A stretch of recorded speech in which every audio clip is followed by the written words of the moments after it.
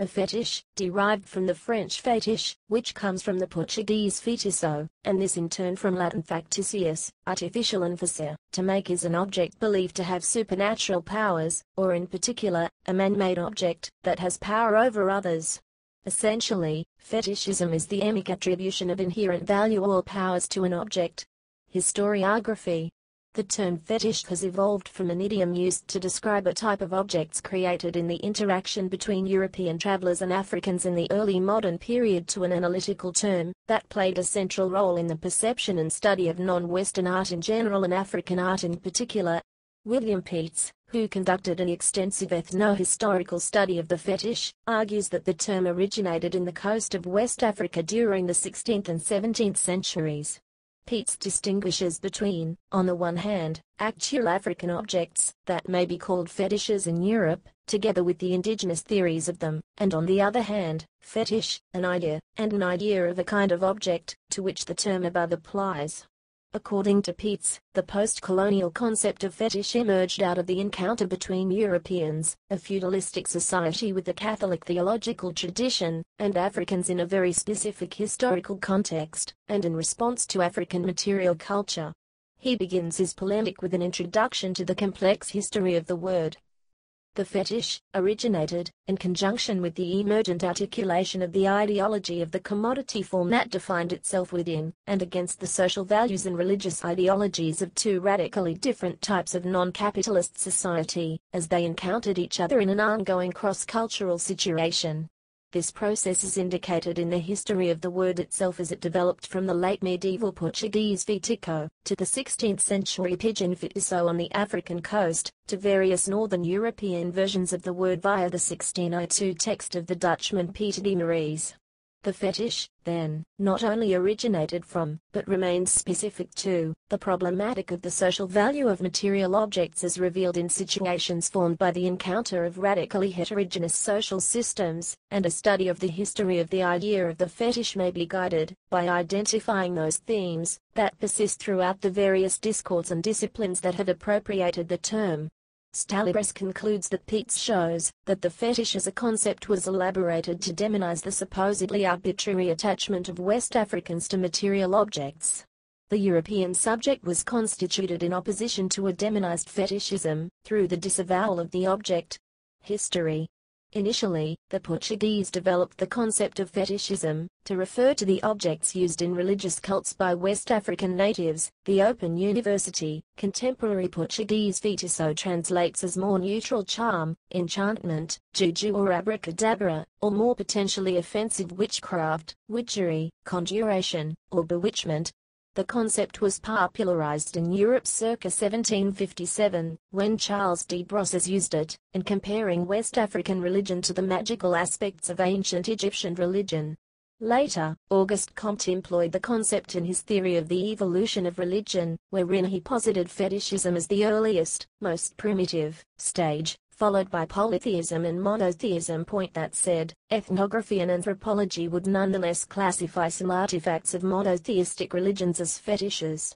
For example, the Holy Cross and the consecrated host or tokens of communion found in some forms of Christianity, a monotheistic religion, are here regarded as examples of fetishism.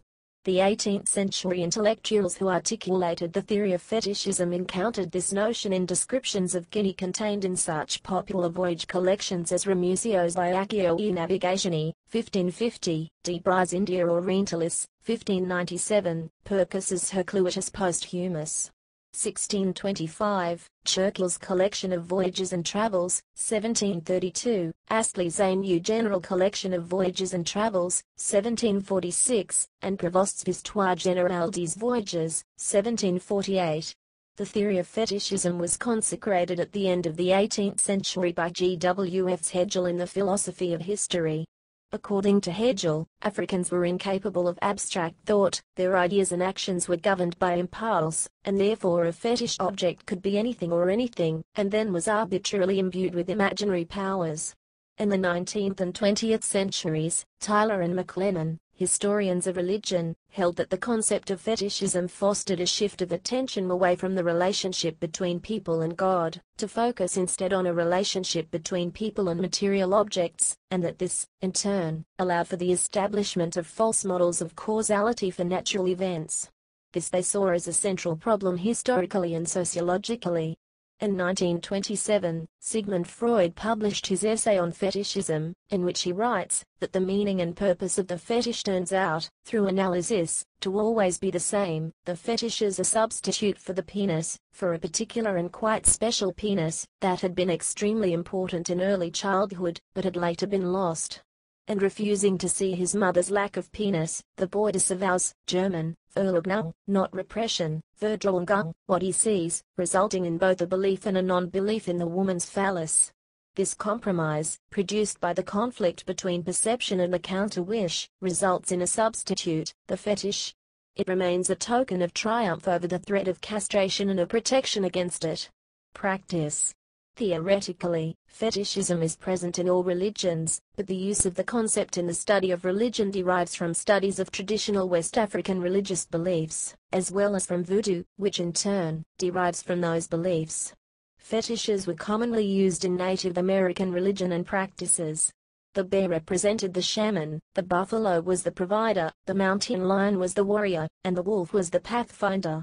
Minkisi, created and used by the Bakongo people of Western Zaire, Nkisi, plural Minkisi, was a sculptural object that provided a local habitation for a spiritual personality. Though some Minkisi have always been anthropomorphic, they were probably much less naturalistic or realistic before the arrival of the Europeans in the 19th century. Congo figures are more naturalistic in the coastal areas than inland. As Europeans tend to think of spirits as objects of worship, idols become the objects of idolatry when worship was addressed to false gods.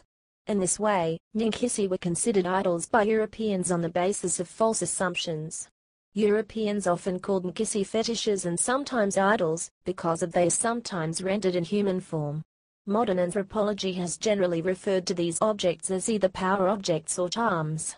In addressing the question of whether Nkisi is a fetish, William McGaffey writes that the Congo ritual system as a whole bears a relationship similar to that which Marx supposed that political economy bore to capitalism as its religion, but not for the reasons advanced by Bosman, the Enlightenment thinkers, and Hegel.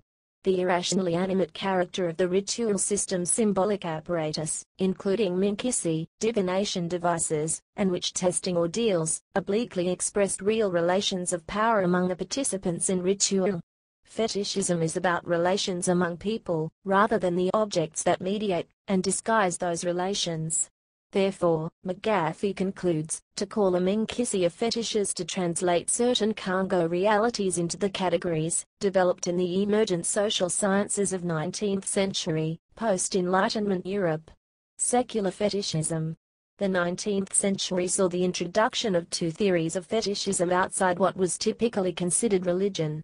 The first was Karl Marx's idea of commodity fetishism, in which objects are imagined to dictate the social activities that produce them. The second was Alfred Binet's term sexual fetishism, the sexual attachment to an object in place of a person. Scholars have continued to develop these theories ever since, and they have influenced anthropologists' understanding of fetishism in general.